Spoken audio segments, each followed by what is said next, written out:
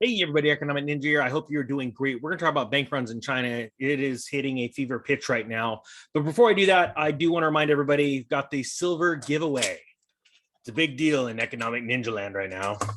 I just listen to the sound of that. Ooh, it's not even on camera. All right, so we're giving away 40 ounces of silver to 40 people. There's going to be a link in the description of the video and a link in the comment section. If you guys want to check that out, that'd be cool. There is some limited edition. I don't have any with me. Economic Ninja coins. Don't expect much, but they are definitely custom. They're definitely custom. I'll try and find one later. All right, so we're going to talk about China. We're going to talk about the bank runs, and let me pull back a little bit and let's talk logically. Things are going to crap in a handbasket. I mean, things are picking up pace, right? Obviously, we never know when this full-blown collapse is going to materialize, right? We're already seeing us scraping into bear market territory. In the US stock market, we're seeing the euro just tanking. We just saw the euro hit parity with the dollar. The euro's always been stronger than dollar. Well, not always, but I mean, it's primarily for the last, ever since it was created in like what, 2000, 2001, it's been stronger than dollar. But what we're seeing in China right now is very interesting. I started covering the commercial mortgage-backed securities market and the fiasco there with the whistleblower and all that stuff back a year ago, right? And then we started to see Chinese CMBS markets start to implode, and it's getting worse and worse and worse. Now we're seeing bank runs with the liquidity issues, right? And I want you to understand, just like Lehman Brothers was the fuse, the part of the fuse that just finally lit off the world into a recession, I believe that we could see China bring the world into a recession as well. Now, is that going to be the case? Everybody has theories, and that's the other thing, is people just get super angry, when they're like, you're wrong, it's this or that. But the truth is, it's like pump theory to a firefighter. It's like, hey, the pump works. How? Well, I don't know. We got some theories. This is literally how it works. But it's also the same with economists and economies.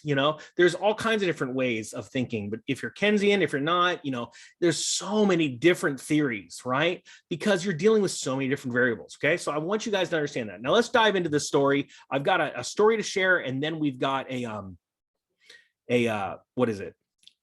Some video coming out of Twitter. Okay, so explain, why are bank runs rising in China? It says, in a rare protest in China, over 1,000 angry bank depositors who have been protesting for access to their frozen funds faced off with the police in Henan province, leading to a violent clampdown Sunday. All right, now obviously we're here on Tuesday. This story is a couple days old, but ironically, well, sorry, it's not a couple days old. It's few hours old, but this has started a few days ago, and it's starting to pick up. It says, after Sunday's protests, China's banking regulator announced that customers with deposits up to 50,000 yuan will start getting their money back beginning Friday. That makes sense. It's essentially the government's version of FDIC. They're going to ensure and get the money back. They're going to figure out a way, right? They've got to quail this craziness that's going on, but are they going to be able to? That's the question. Says, what are bank runs and why is China witnessing them? A bank run occurs when a large number of depositors rush to simultaneously withdraw their money and they no longer consider it safe with the financial institution. Bank runs among China's small lenders have been rising over the last few years, while Henan protests are the latest to hit the headlines. Okay, now let's stop right there. This is what's very important for governments this is why they got to take action. As this gets into the mainstream media in China, just like it said right there, what happens is people decide to take the streets, and it gets worse. It also, it's not only involving the depositors that want their money and they're angry, but now it becomes, more widespread. People get what's going on and they move to the streets. They're like, well, was there something wrong with my bank account? And they're going and checking, and banks that are not affected are getting bombarded with depositors going, what's going on? Can I get some money? And then they start to withdraw money because they're getting afraid. And then some of them start to take to the streets. All right. So it gets bigger and bigger. Now check this out. Absolutely blows me away. So this is one video right here. We're going to just play it a little bit. Hopefully it doesn't blow you out. I got the audio set up.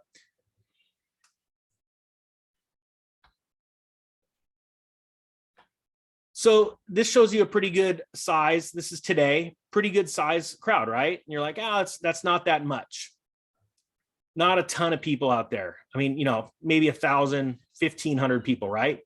But then you come over here and we're starting to see a little bit more aggressiveness, right?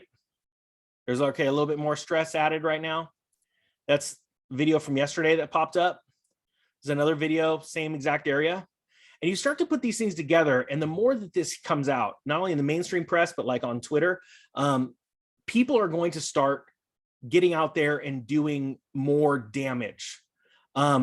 This, I believe we could see, oh, I'm so sorry. Hopefully I didn't blow all your ears out. I apologize. Hate it when they do that.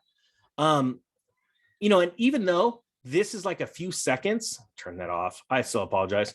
Even though this is a few seconds of video, what happens is it stirs people up, right? And then they start really asking questions. And we could be on the cusp of watching China go through possibly another shutdown because they've got to like try and quell this kind of pressure, this kind of stress right now. And so that's where I think we're going to see, quite frankly, issues. This is obviously a line that they're talking about, people just trying to get into their bank, either check their deposits or get money out. And as orderly as this is, again, the more you see it in the news, the more you start to get agitated. And so I want to bring this to you because I think this is obviously a developing story, but it is a very important story because we've been following China for almost a year now, going from their real estate crash, their property management and developers collapsing, right? The commercial mortgage-backed securities, their side having issues. We've already seen issues with certain pension funds and that in the US too, you know, because of what's going on in China. I believe there could be a contagion. If this keeps going on, this is something that we want to watch. All right. So again, guys, I hope you guys got something out of this. I just want to bring this to you. If you guys haven't signed up for the silver sign up, go ahead and take a look at the comments below, or not in the comments. Yeah, the pinned comments. There'll be a link to it. All right, guys, that being said, I thank you so much for watching. The Economic Ninja is out.